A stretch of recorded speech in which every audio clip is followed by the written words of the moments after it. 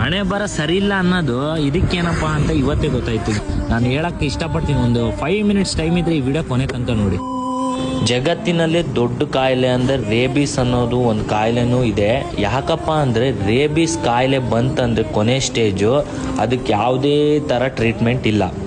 ಈ ವ್ಯಕ್ತಿ ಒಂದು ದಿವಸ ಹೋಗ್ತಿದ್ರಂತೆ, ಅಲ್ಲೊಂದು ಚರಂಡಿಯಲ್ಲೂ ನಾಯಿ ಬಿದ್ದಿತ್ತಂತೆ. ಆ ನಾಯಿನ ತೆಗ್ದಿಡೋಣ ಪಾಪ ಬಿದ್ದಿದೆ ಅಲ್ಲ ಅಂತ ಪಾಪ ತೆಗ್ದಿಡಕ್ಕಂತ ಹೋಗಿದ್ದಾರೆ. ಅದೇನೋ ಸಣ್ಣದಾಗಿ ಕಡ್ದಿದೆ. ಆ ಕಡ್ದಿರೋದನ್ನ ಏನೋ ಕಡಿದ್ಬಿಡು ಹೋಗ್ಲಿ ಅಂತ ಸುಮ್ಮನೆ ಆದ್ರಂತೆ. ಹೋಗ್ತಾ ಒಂದು ದಿವಸ ಗೊತ್ತಾಯ್ತಂತ ಅವ್ರಿಗೆ ರೇಬಿಸ್ ಕಾಯಿಲೆನೇ ಬಂದಿದೆ ಆ ನಾಯಿ ಕಡ್ದಿರೋದಕ್ಕೆ ಅಂತ. ಅವರು ಯಾರಪ್ಪ ಅಂದರೆ ಉತ್ತರ ಪ್ರದೇಶ್ ಚಾಂಪಿಯನ್ ಕಬಡ್ಡಿ ಒಳಗೆ.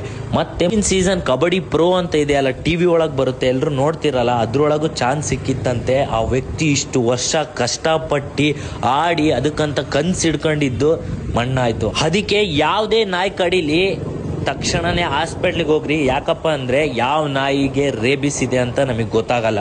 ಈ ವಿಡಿಯೋ ಒಬ್ಬೊಬ್ಬರು ನಿಮ್ಮ ಫ್ರೆಂಡ್ಸಿಗೆ ಶೇರ್ ಮಾಡಿ, ಮತ್ತೆ ಆದಷ್ಟು ಈ ವಿಡಿಯೋನ ಸ್ಟೋರಿಗೆ ಹಾಕ್ಕೊಂಡು ನಿಮ್ಮ ಫ್ರೆಂಡ್ಸಿಗೆ ತಲುಪಿಸಿ. ಕಷ್ಟಪಟ್ಟು ಇಷ್ಟಪಟ್ಟು ನಿಮಗೋಸ್ಕರ ಕಂಟೆಂಟ್ ಮಾಡ್ತೀನಿ. ಒಂದೇ ಒಂದು ಫಾಲೋ ಕೊಟ್ಟರೆ ನನಗೆ ಸಪೋರ್ಟ್ ಸಿಗೋಂಗಾಗುತ್ತೆ ನಿಮ್ಮ ಕಡೆಯಿಂದ. ಎಲ್ಲರೂ ಫಾಲೋ ಮಾಡ್ಕೊಳ್ಳಿ.